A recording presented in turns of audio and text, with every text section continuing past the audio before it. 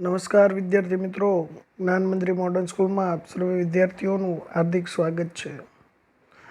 ધોરણ 8ના આજે આપણે ત્રીજા લેક્ચરની અંદર મળી રહ્યા છીએ અને સાથે સાથે પાઠ નંબર 2 શરૂ કરવા જઈ રહ્યા છીએ. જે ચેપ્ટરનું નામ છે ભારતમાં બ્રિટિશ શાસન, ઈસવીસન 1757થી ઈસવીસન 1857.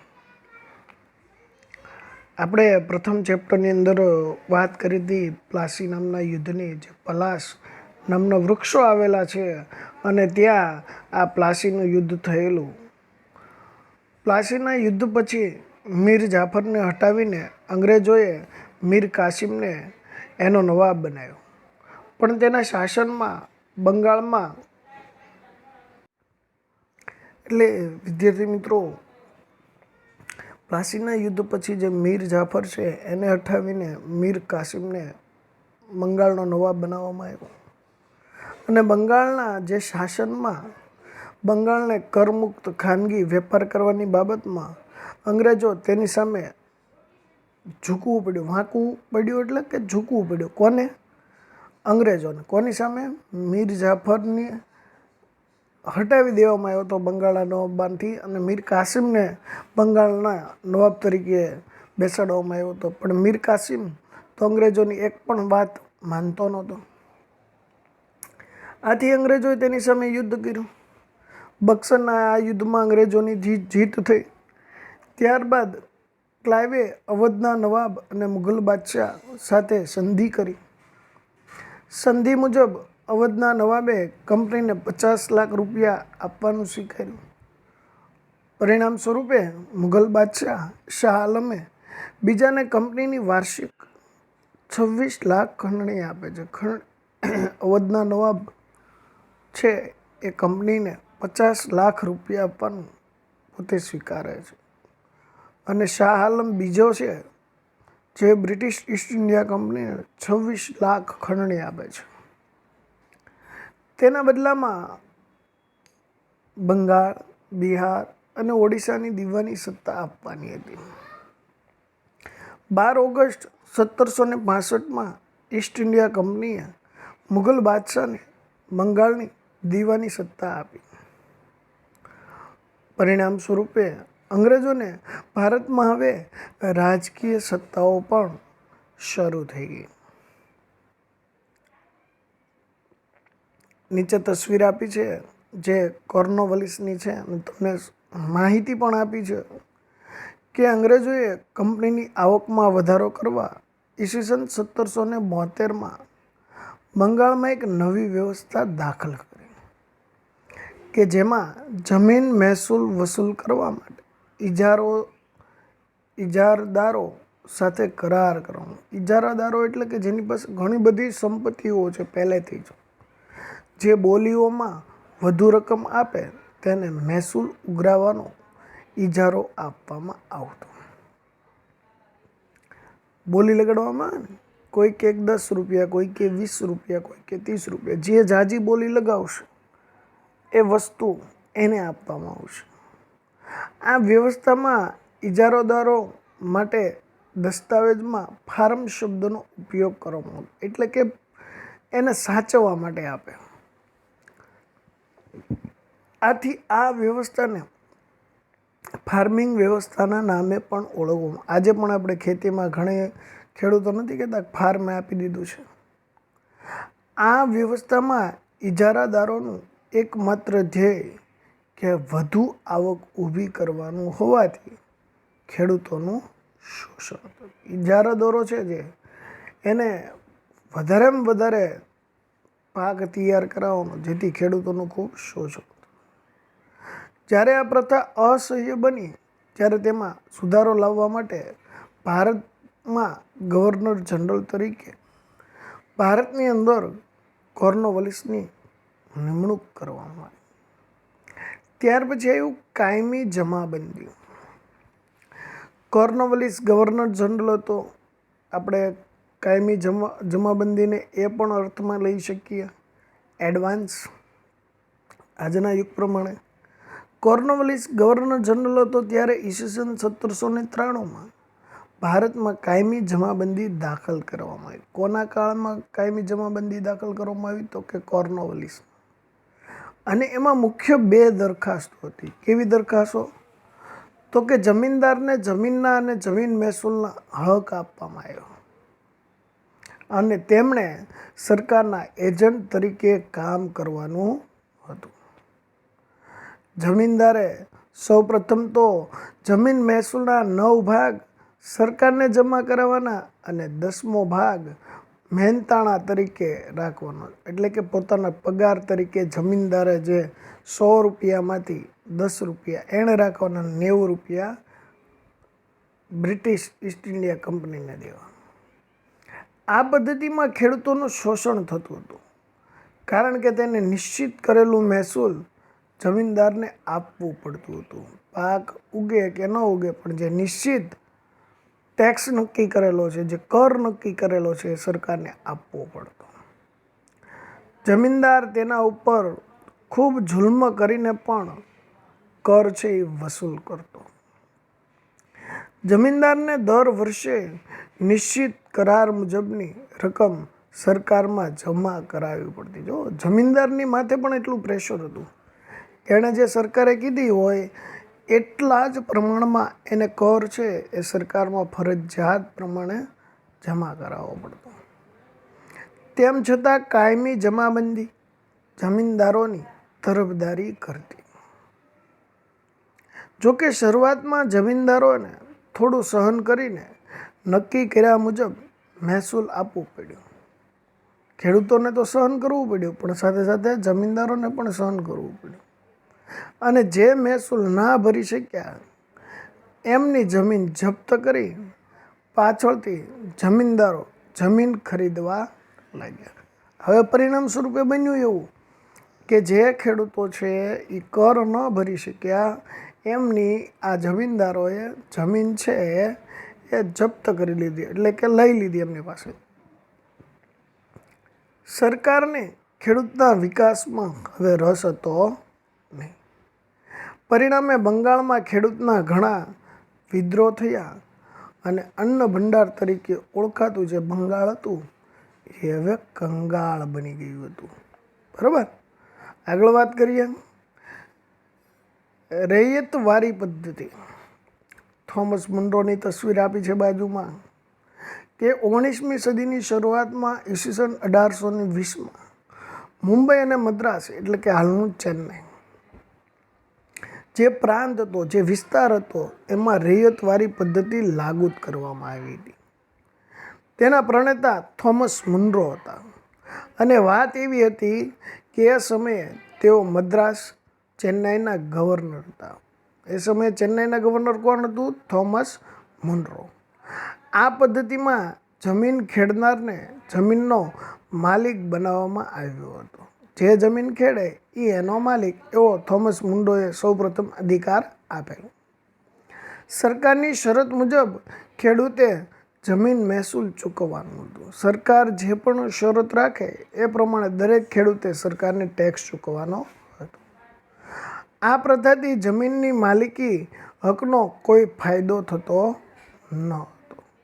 બરાબર, જો જેટલો ટેક્સ સરકાર નક્કી કરે એ જ ટેક્સ ખેડૂતને ચૂકવવાનો હતો. પરિણામ સ્વરૂપે ખેડૂતને તો કોઈ કશો ફાયદો થવાનો નહોતો. આ પ્રથાથી જમીનની માલિકી હકનો કોઈ ફાયદો ન થતો. એના મુખ્ય કારણો જોઈએ તો એના મુખ્ય કારણો 3 હતા. તો કે સૌથી પહેલું જમીનનું વધારે પડતું મહેસૂલ, એટલે કે વધારે પડતો કર ઉઘરાવો. સરકાર ઈચ્છે ત્યારે જમીન મહેસૂલની અંદર વધારો કરવાનો હક ધરાવતી હતી. અને ત્રીજું કારણ, કોઈ પણ સ્થિતિમાં અનાજ ન પાકે કે નાશ પામે તો પણ રૈયત જમીનને મહેસૂલ તો આપવું જ પડતું. રૈયત એટલે કે પ્રજા, જે એવો પ્રજાનો સમૂહ કે જે સરકારની જમીન ખેડીને એને સાચવી રાખવા પ્રયત્નશીલ હોય છે. ત્યાર પછીનો ટોપિક છે મહાલવારી પદ્ધતિ. મહાલવારી પદ્ધતિનો અમલ ઉત્તર પશ્ચિમ પ્રાંતમાં એ સમયના ભારતમાં થયેલો, સાથે સાથે મધ્ય ભારતના કેટલાક વિસ્તારોમાં થયેલો. હોલ્ટ મેકેન્ઝી નામના અંગ્રેજ અધિકારી ઈસવીસન 1822માં મહાલવારી પદ્ધતિ દાખલ કરી. આ પદ્ધતિ અનુસાર બ્રિટિશ મહેસૂલી દફતર રેકોર્ડમાં ગ્રામ અથવા ગ્રામના સમૂહ માટે મહાલ શબ્દનો ઉપયોગ થાય. મહાલવારી પદ્ધતિ એટલે અમુક ગામનો સમૂહ જેનું સંચાલન કરવાનું હોય. આ મહાલનું એક ગ્રામ અથવા ગ્રામનો મોટો સમૂહ હતો. આ પ્રથા અનુસાર મહેસૂલનું એકમ ખેડૂતનું ખેતર નહીં, બરાબર ને, કોઈ એક ખેડૂતના ખેતરનો ટેક્સ નહીં, પરંતુ સમગ્ર ગામ કે ગ્રામની જમીનના સમૂહનો સમાવેશ એટલે મહાલવારી પદ્ધતિ. આ પદ્ધતિમાં ગામનું સર્વેક્ષણ કરીને, આખા ગામનું નિરીક્ષણ કરીને ખેતર અથવા ખેતરદારોના ઉત્પાદકની આવક વગેરેને ધ્યાનમાં લઈ કેટલા ખેતર છે, કેટલી જમીન વધારે ફળદ્રુપ છે, કેટલી જમીન ખરાબ છે, અથવા કઈ જમીનમાં કેટલો પાક લઈ શકાય છે, આ તમામ બાબત ઉપર ટેક્સ નક્કી કરવામાં આવતું. આ બધી બાબતોને લઈને આથી આ પદ્ધતિ મહાલવારી પદ્ધતિ તરીકે ઓળખાય. જમીન મહેસૂલ વસૂલ કરવાની જવાબદારી ગામના મુખીને સોંપવામાં. મુખી એટલે ગામનો સરપંચ. અંગ્રેજોએ પરંપરાથી ચાલી આવતી જમીન વ્યવસ્થાના મૂળભૂત ફેરફારો કર્યા. વર્ષોથી જે પરંપરાગત જમીનની વ્યવસ્થા ચાલી આવતી એમાં પણ અંગ્રેજોએ ફેરફાર કર્યા.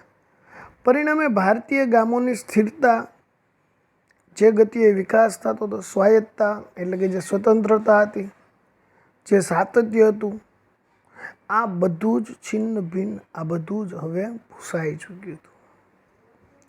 પરિણામ સ્વરૂપે એવું બન્યું કે 1765માં જે બંગાળમાં દીવાની સત્તા પ્રાપ્ત કર્યા પછી બ્રિટિશ ઈસ્ટ ઇન્ડિયા કંપનીએ તેના કર્મચારીઓ પાસેથી બંગાળની વાર્ષિક ઉપજની માહિતી એકઠી કરી.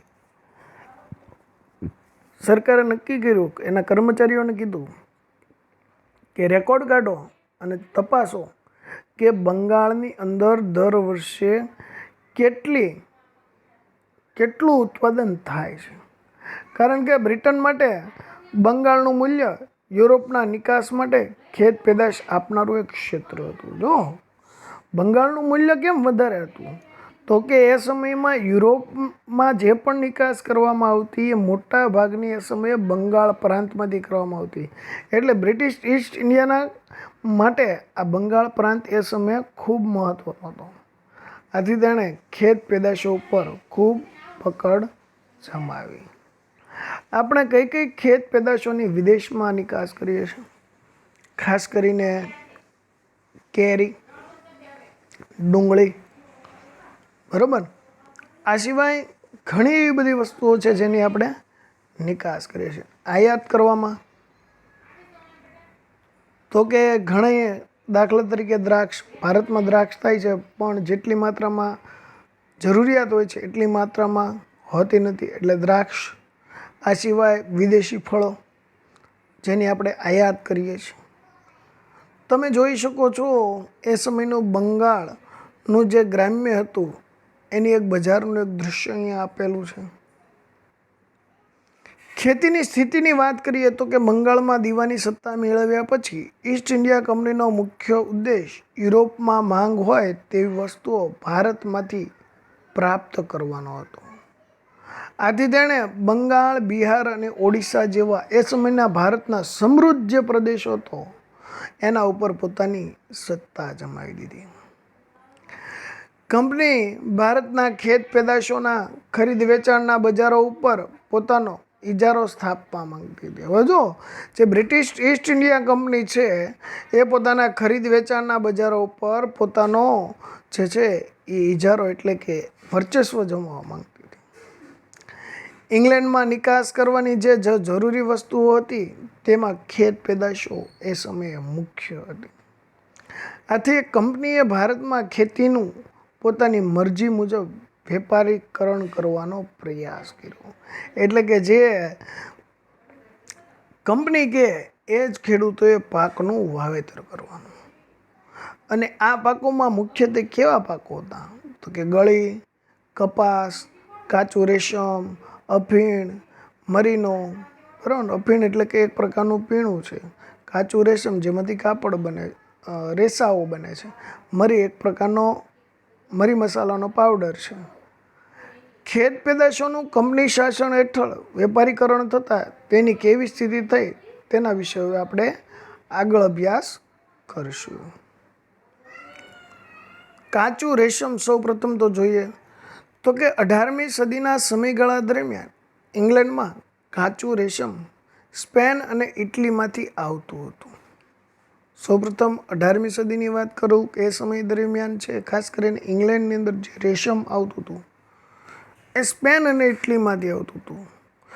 જો આ રેશમ બંગાળમાં થતું રેશમ હાથમાં આવી જાય બ્રિટનને તો સ્પેન અને ઇટલી ઉપર ઇંગ્લેન્ડને આધાર રાખવો પડે નહીં. આથી કંપની હવે ગમે તેમ કરીને ખેડૂતો ઉપર જુલ્મ ગુજારીને પણ 19મી સદીના અંત સુધીમાં ભારતમાંથી જે નિકાસ થતા રેશમ ઉપર પોતાની સત્તા ગમે તે ભોગે સ્થાપવા તૈયાર હતી. દુનિયાના નકશાની મદદથી કેરિબિયન દેશોના સ્થાન છે એ આપણે જ્યારે રૂબરૂ મળીશું ક્લાસરૂમની અંદર ત્યારે નકશા દ્વારા એને સમજવાનો આપણે પૂરતો પ્રયત્ન કરીશું. ગળી એ રંગકામમાં વપરાતું દ્રવ્ય હતું. આપણને ખબર છે કપડાની અંદર આપણે એકદમ સરસ મજાના ઉજળા બગલા જેવા કપડાં થઈ જાય એના માટે ગળી છે એનું વાવેતર કરવામાં આવતું. તેનો છોડ ગરમ પ્રદેશમાં થાય છે એટલે ગળીની માંગ છે એ ખૂબ મોટી માંગ હતી.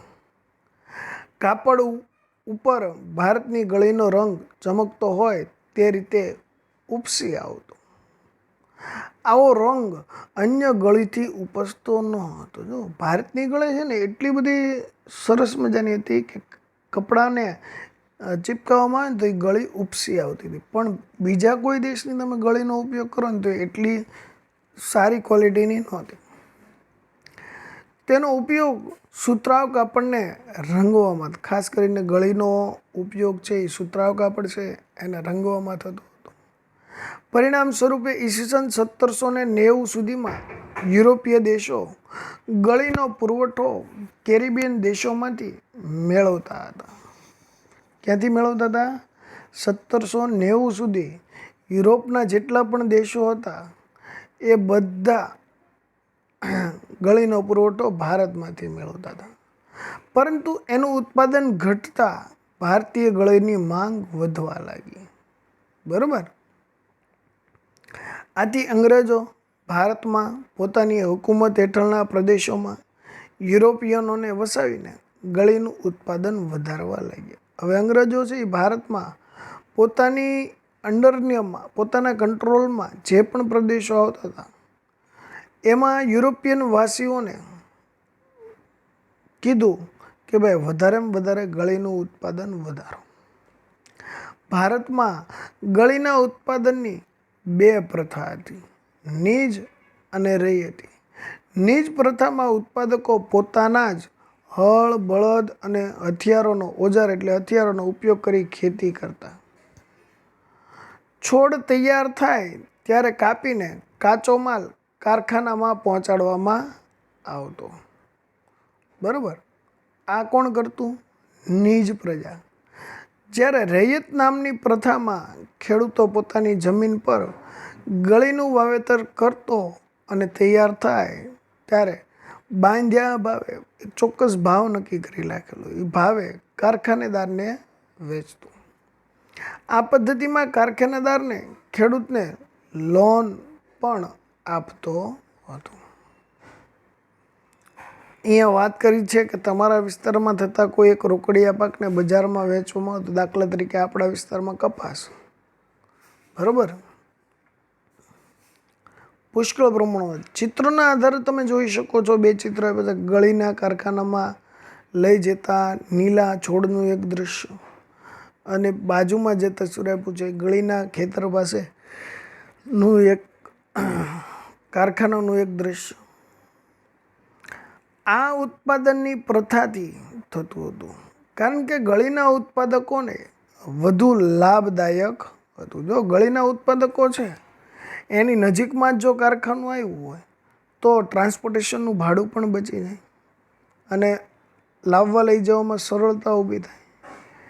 એક તો ગળીના ભાવ નીચા બાંધવામાં આવતા અને ખેડૂતોને તેનું વાવેતર કરવા મજબૂર કરવામાં આવતો.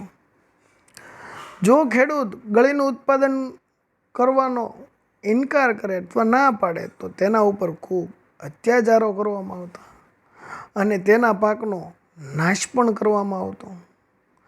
ખેડૂત ઉપર જે ઉત્પાદન કરનારા છે એ ઉત્પાદકો ખૂબ ધાક ધમકી જમાવતા અને કંપનીના જે લાગતા વળગતાઓ છે જેને આપણે મળતિયાઓ કહીએ એ અનેક પ્રકારની ગેરરીતિ આચરતા, ખોટા હિસાબો રાખતા તેમજ ખેડૂતો પાસેથી ફરજિયાત ગળીનું વાવેતર કરાવતા. પરિણામ સ્વરૂપે એવું બન્યું કે કંપનીના શાસકો તેના અમલદારો ગળીના ઉત્પાદકો એકબીજા સાથે મળતા હતા એટલે ખેડૂતોની કોઈ જ ફરિયાદ સાંભળવામાં આવતી નહોતું. કોણ કોણ મળેલું હતું? તો કે કંપનીના શાસકો, અમલદારો આ બધા એકબીજા સાથે મળેલા હતા. પરિણામ ખેડૂતની એક પણ ફરિયાદ સાંભળવામાં આવતી નથી. પરિણામ સ્વરૂપ એવું બન્યું કે આ જ અસંતોષના કારણે ઈસવીસન 1859થી 60માં વ્યાપક પ્રમાણમાં ભારતમાં ગળીના રમખાણો છે એ ફાટી નીકળ્યા. અને આમ આજના આ ટોપિકમાં આપણે અહીંયા સુધી રાખીએ છીએ. ફરી પાછા આપણે નેક્સ્ટ લેક્ચરમાં મળીએ ત્યારે વિગતે વાત કરશું. ત્યાં સુધી રજા લઈ આવજો.